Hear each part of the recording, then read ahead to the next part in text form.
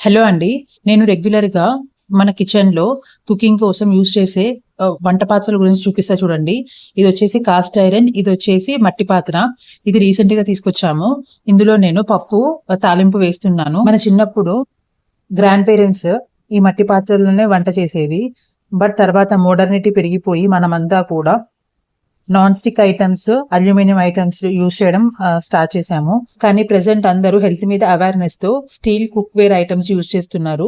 Aluminium cookware ఎక్కువగా use చేయడం వల్ల మన బాడీకి అవసరమైన దానికంటే కూడా ఎక్కువ అల్యూమినియం పర్సెంటేజ్ అనేది తీసుకున్న వాళ్ళం అవుతున్నాము. అది కాకుండా పుల్లటి పదార్థాలైన టమాటా, చింతపండు, నిమ్మకాయతో చేసిన ఫుడ్ మరియు ఎక్కువ ఉప్పున్న ఆహారాలు అంటే చేపలు లాంటివి కూడా అలాంటివి అల్యూమినియం పాత్రల్లో చేయడం అనేది మంచిది కాదని రీసెర్చర్స్ చెప్తున్నాయండి. ఒకవేళ అల్యూమినియం పాత్రల్లో వంట చేసినప్పటికీ కూడా వండిన తర్వాత వాటిని స్టీల్ ఆర్ గ్లాస్ బౌల్‌లోకి మార్చుకోవడం అనేది మంచిది. అలాగే ఎక్కువగా యూజ్ చేస్తూ గీతలు పడిపోయిన పాత్రలు కూడా మార్చకుండా ఉండడం అనేది మంచిది కాదు. ఇలాంటి రీజన్స్‌తో నేను నా కిచెన్‌లో కుక్‌వేర్ ఐటమ్స్‌ని స్టెయిన్‌లెస్ స్టీల్, మట్టి పాత్రలు, కాస్ట్ ఐరన్‌కి మార్చుకున్నాను. ఇలాగే మీరు కూడా కుకింగ్‌కి అల్యూమినియం పాత్రలకు బదులుగా స్లోగా మట్టి పాత్రలు, స్టెయిన్‌లెస్ స్టీల్‌ని యూజ్ చేయండి. Thank you.